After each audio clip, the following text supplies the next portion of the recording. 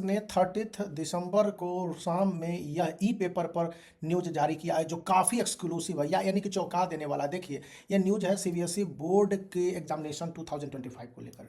और जैसा कि इंडियन एक्सप्रेस ने दावा किया है, आप देख लेंगे कि यह 30 दिसंबर को शाम 8 साढ़े 8 बजे के करीब यह इंफॉर्मेशन आया है। Decode marking scheme, answer framing technique and tips, कौन कौन सी चीज़ें हैं। तो आप सीबीएसई बोर्ड एग्जामिनेशन 2025 को लेकर काफ़ी कॉम्प्रिहेंसिव गाइड यहाँ पर देखने को मिलेगा।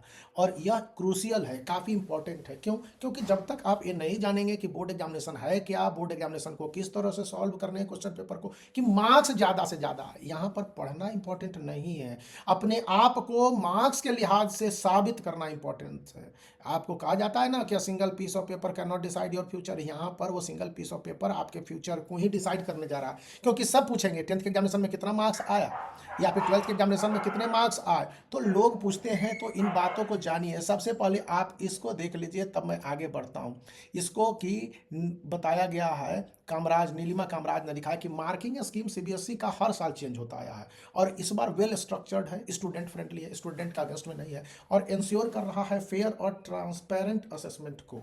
यह इसलिए भी जरूरी है क्योंकि इस बार मार्किंग स्कीम को स्टूडेंट के लिए ही बनाया गया है, स्टूडेंट को मार्क्स देने के लिए बनाया गया है। इससे पहले तक जो मार्किंग स्कीम थे इस तरह के नहीं होते थे। वो कॉपी की चेकिंग को, सही आंसर पूरा मार्क्स, गलत आंसर मार्क्स काट देंगे। तो इस बात को समझने के लिए सीबीएसई बोर्ड एग्जामिनेशन 2025 के इस अंडरस्टैंडिंग को बढ़ाने के लिए आपको ये देखने को मिलेंगे। अब सीबीएसई ने जो सैंपल पेपर पब्लिश किया, सबसे पहले सीबीएसई पर ही चले आइए ना, तो वो साल में पब्लिश करता है। इस बार 2 बार पब्लिश किया, अप्रैल में भी और सितंबर में भी।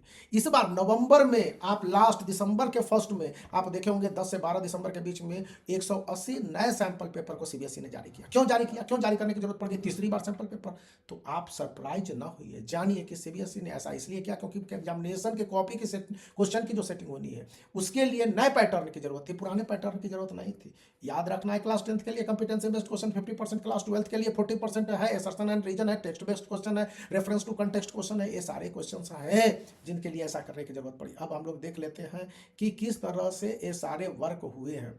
तो आप देखेंगे कि मार्क्स जो अवार्ड करने का सिस्टम है, ये चैप्टर के वेटेज, असेसमेंट फार्मूला, स्टूडेंट के आंसर, डायग्राम, मेन पॉइंट्स, इन सब को ध्यान में रखते हुए कहा है। क्वेश्चन में जरूरत है कि स्टूडेंट को एनालिटिकली कोई आंसर मिल रहे हैं कि नहीं मिल रहे हैं, और स्टूडेंट ने प्रेस्क्राइब्ड वर्ड लिमिट के हिसाब से अपने आप को लिमिट किया हुआ है कि नहीं किया हुआ है, सब्जेक्ट को जिस भाषा में एक्सप्रेस कर रहे हैं उसकी पकड़ है कि नहीं है।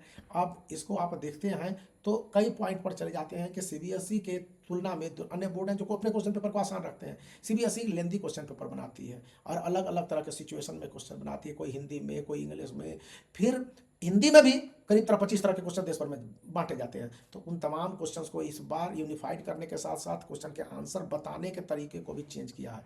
2025 के बोर्ड एग्जामिनेशन में हैंड राइटिंग को बेहतर करने की कोशिश पर मार्क्स है, समझ को फिर से समझिए और सही ढंग से बताने पर मार्क्स है। यही नई सीबीएसई के 2025 के बोर्ड एग्जामिनेशन को लेकर टिप्स है।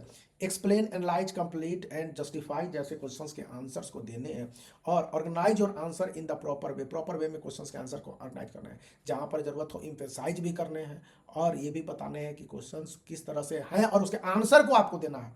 इन सबसे बढ़कर अलॉटेड टाइम है, टाइम फ्रेम में ही आपको क्वेश्चन के आंसर को देने हैं। लास्ट बट लीस्ट पॉइंट, जैसा कि इंडियन टेलीग्राफ बताता है कि by following the marking scheme student can write answer confidently, demand demonstrating their knowledge and effectively in order to earn the marks. तो मार्क्स को अर्न करने के बहुत अच्छे तरीके हैं जो मैंने बताया, आप देख सकते हैं। सॉरी, इंडियन एक्सप्रेस की इस न्यूज़ रिपोर्ट को, तो आप इसको लाइक भी कर सकते हैं, वीडियो को शेयर भी कर सकते हैं।